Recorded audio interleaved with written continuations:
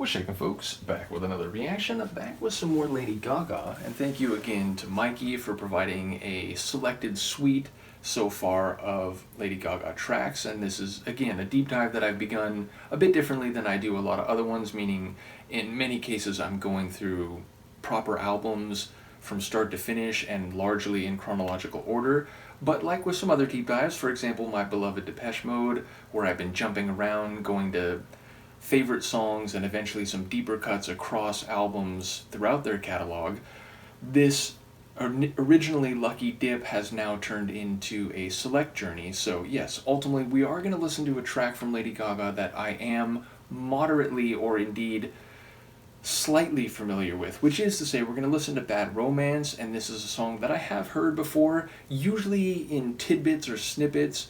And while I can assume that the lyrics overall relate to the essence of the title phrase, a romance that for one reason or another is problematic, unhealthy, or otherwise troubled, my only recollection of the vocals/lyrics are those rhyming phonetic phrases, which I think evolve over the course of the track. I don't think they're the same every time it comes around, and I don't know in the moment, or I don't recall, whether these expressive phonetic phrases actually include proper words or whether they're more just, about the sound and the rhyme of the phrases. But definitely they're very memorable and catchy, meaning even though I don't think I've ever sat and listened to the song from start to finish, when I have heard it on the radio while I'm at work or, in little commercial spots or somewhere in the, pop cultural universe, it seems like those segments where she does these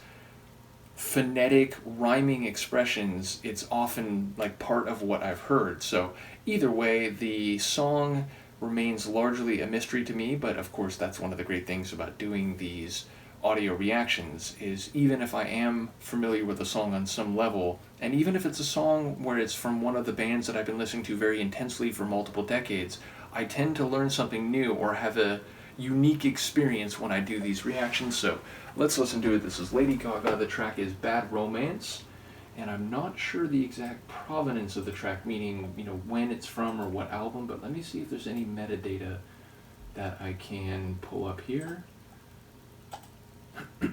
Okay, so it says from 2009, and it's from the album The Fame Monster Deluxe Edition. Well, there we go. So thank you to Mikey for not only providing the track, but the metadata as well.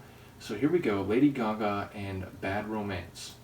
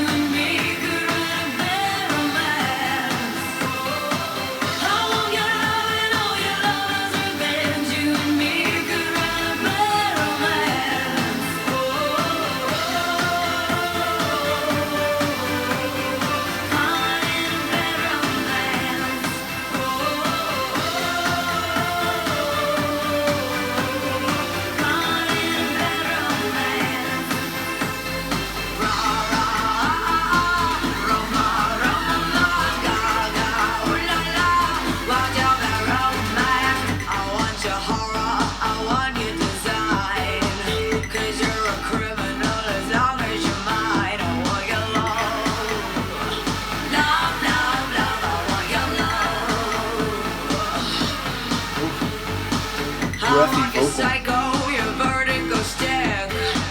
While you ignore a window, baby, is sick. I want your love. Love, love, love. I want your love, love, love. Your love. You know that I want you. And you know that I need you. Baby. I want that bad, bad, bad.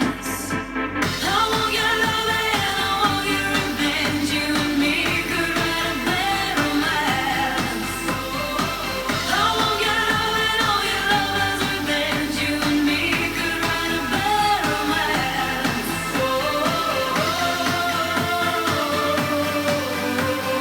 Caught in a bad romance. Caught in a bad romance.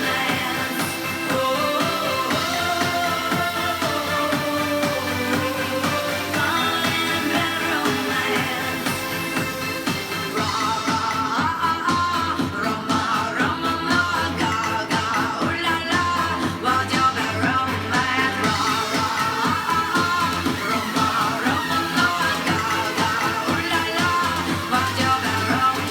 Walk, walk, fashion, baby, work it, move that bitch crazy. Walk, walk, fashion, baby, work it, move that bitch crazy. Walk, walk, fashion, baby, work it, move that bitch crazy. Walk, walk, passion, baby, work it. I'm a freak bitch, baby. I want your love and I want your revenge. I want your love. I don't wanna be friends. Je donne amour et je veux ton revanche. Je donne amour. I don't wanna be friends.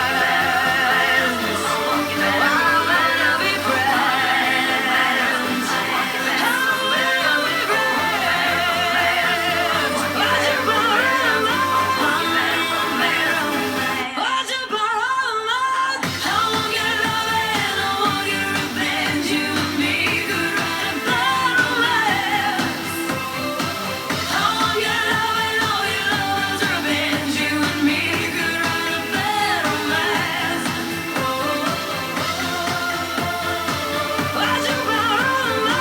Caught in a bad romance. What's your problem? What's your problem?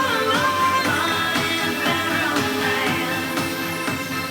Rah rah, Roma, Roma, ma, Gaga, ooh la la, what's your bad romance? Well, where do I even start? Okay, so first of all, again, those vocal phonetic rhyming sequences, which include Gaga, which of course is not only a phrase you could talk about being Gaga for someone, but is a self-reference embedded at the same time. Not only do they really stand out, but they're in a sonic context that exceeds the way I was remembering the tune, and I love the way it ends with that vocalization right as it dissipates for the final moment of the tune. But okay, so sonically, I love, again, we have dance floor stylings, but some different flavors along the way. There's that heavy stomping style which dominates, like it alternates with the more, like, let's say trancey type melody and the like higher synth lines. So I enjoy the heavier, like more wicked style of like half the tune essentially, especially because there's that almost, it sounds like a Hoover sound, which in the world of hard house and some techno is a sound that in the UK is compared to like an angry vacuum cleaner, as we call it here, type of sound. Originally, at least in like underground dance circles, was called mentasm, related to an old track, but it has that like that wicked sneer to it, if you will, and so there's like these streaks across the track sonically that sound like a Hoover in a dance music context, as well as I was saying, a like more like uplifting or euphoric style trance melody. And I enjoy the way there's those sections which, sort of strip down or clean up, and the kick drum sort of turns inside out and doesn't have quite the same like bass line oomph to it. And you can tell in those moments there's a real anticipation, it's going to build and then drop back in with a fuller arrangement again. So I like the sequencing or chronology of the track.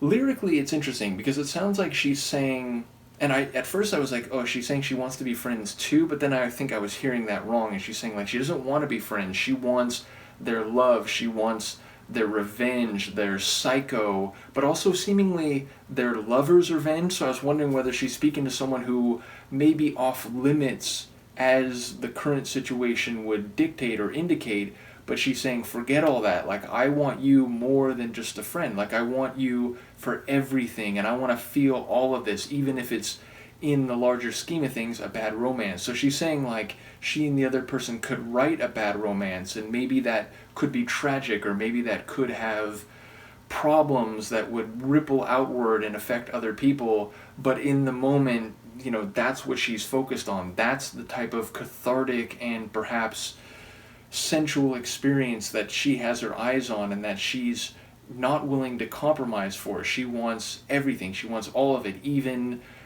things that, again, or characteristics that would typically be seen as problematic or troubling. And again, even referencing the idea of psychosis, something that is unhealthy or unhinged, that is not a deterrent to her. That is something that is part of the experience that she wants, come what may. So again, I don't know, I feel like there's some elements that I'm probably missing, and there were a couple lines where I wasn't sure exactly what she was saying, even if by the end of the track I thought maybe I was hearing it differently from the beginning.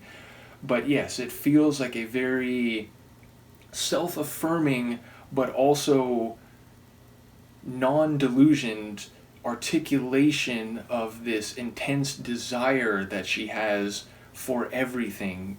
Again, for better or for worse, pro or con, she wants this other person. And maybe, it could be beyond just another person specifically, but it's this idea that in life she doesn't want to compromise or sacrifice, even if that means indulging too much or going too far to the point where it becomes dangerous. So yes, bad romance here seemingly could relate to both external perception about cultural mores or public attitudes about what's appropriate or not, but also to her own sense of willing to go a bit off the rails if it allows her to experience life and love and passion and desire beyond the typical or beyond the limited. So either way, I'm curious to hear what people have to say about this. I'm guessing, and again, this is based on someone who's only known her meteoric rise and her, massive place within pop music more generally and pop culture,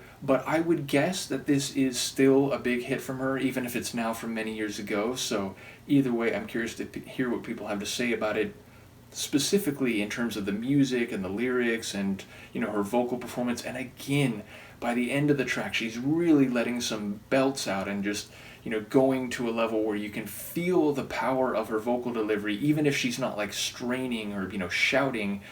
Just when she gets more forceful, I can feel the vocal intensity, and that conveys the emotional and, again, like psychosexual intensity of the tune. But I also like there were a couple moments where she like gave a breathy delivery, and it feels very visceral and very, like she's almost unable to hold back these intense emotions and desires she's feeling. And, just a little breathy moment, which like in a more proper or restrained type of vocal delivery might be seen as, like, oh, she pushed a little too far and you can hear her breathing. But I think here it is very deliberate, and it's indicative of the intensity of the narrative or the scene that she's setting. So yes, her vocal performance here is very compelling, and again, I get hints that if she were to really let it fly, she could belt out with the best of them. So ultimately, looking forward to more Gaga. In the moment, Mikey, I don't remember if you've shared anything else, but I would very much like to continue with this artist who I'm getting a sense for, even beyond, just my perception based on the outside looking in, that not only is she well worthy of the reputation she has, but that her sonics have a bit more like underground dance stylings than I ever would have guessed. Again, we heard some acid work on a previous track. Here we have a sound that, even if it's not exactly the like hard house Hoover of the late 90s, early 2000s that I'm very familiar with, it definitely has a bit of that sneer and wicked quality to it. So whether it's the kick drums pounding away with deep, heavy bass lines, acid sounds or Hoover sounds, I'm getting a sense that, and indeed trance melodies, I'm getting a sense that she has more of an underground dance flavor and, beyond just a sort of what you might call a synth dance type of sound than I ever realized. So I'll stop rambling. Let me know what you think of the song. I will see you next time. Peace.